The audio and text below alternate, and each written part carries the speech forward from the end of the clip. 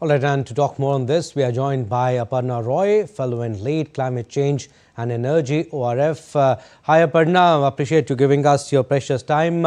Aparna, with the world now all set for COP30, eyes are on Belém. How would you assess the global expectations from this conference? Thank you, Abhishek, very much for having me here at the right time, especially as I'm just about to leave for Brazil. Okay. On your question on how do I assess the global expectations from this conference, I think COP30 for all of us is being seen globally as a make or break moment. It is the first time that the world meets the major forest nations since the Paris Agreement to assess not just promises that we made a decade ago, but to also look at the delivery, or to rather question the delivery. The expectations are high, but also grounded in realism. There are three things that I would want to circle that the world is watching for in the COP30. First would be new and more ambitious climate pledges, because the next round of nationally determined contributions, or NDCs, that countries must submit in 2025 is, we are on the year already, that's going to end.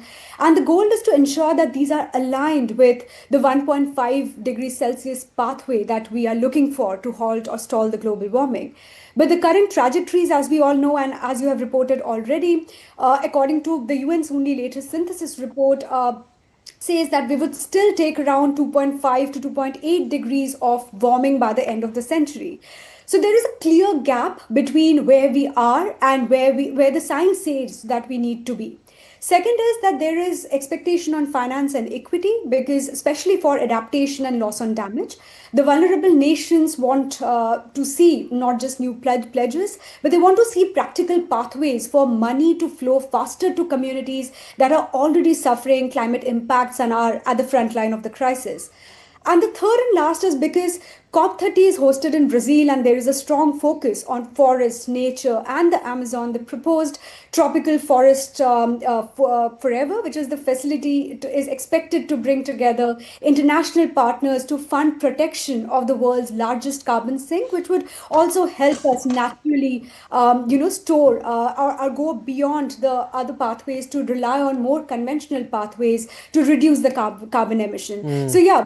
Overall, the expectation for this COP is not just around the round of broad declarations and arguing paragraphs after paragraphs on agreement. Is it about converting intent into investment and pledges into pipelines, and most so ambition into action?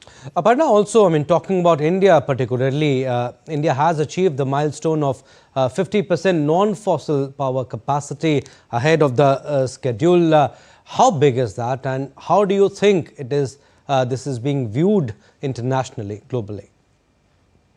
Abhishek, so I think the milestone is and should be viewed very, very positively across the international community, because it signals that India is not just making promises, it is also delivering ahead of time. And it's not just this time, since last many years we have been reading that it was the front runner among major G20 countries which were responsible together for 82% of the world's emission. It was already at the front runner of arresting climate change and making efforts to mitigate its impact.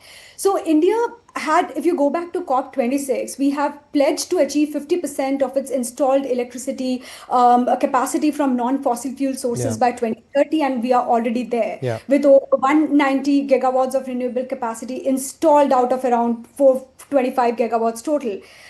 So this makes India one of the fastest growing renewable energy markets in the world, and a country that has expanded clean energy access without compromising growth, very important to note, or energy security. So internationally, I think it's seen as a demonstration of what an emerging economy can do with the right policy consistency, domestic investment, and technological partnerships.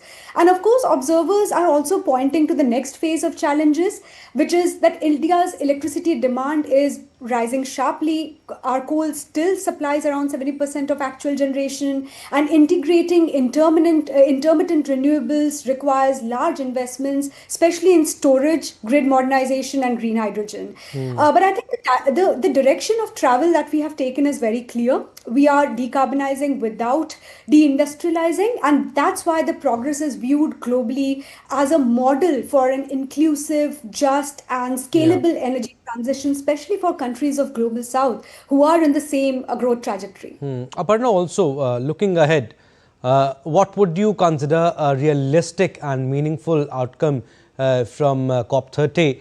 One that would signal progress without raising expectations beyond what is achievable. Yes, so I would define the success for COP30 as moving on from processes to progress.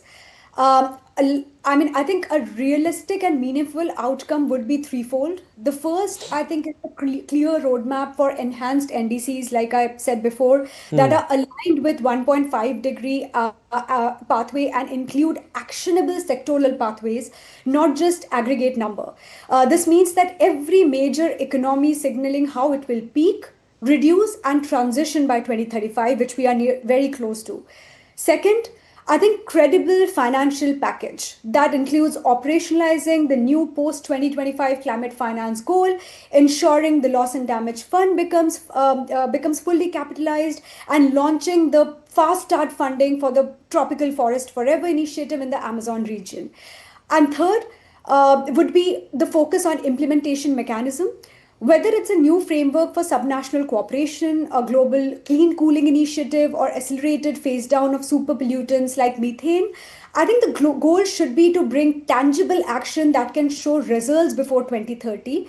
And ultimately, I think that the world doesn't need another declaration of intent, it needs a delivery plan. So, one that is fair to developing economy, which is science-based in ambition and rooted in partnership rather than a polarity. So if COP30 achieves that balance, I think it will mark a real turning point in this decade of action. Absolutely, and next few days will be very crucial. We'll leave it at that. Thank you for your insights, Aparna Roy. Thank you. Thank you.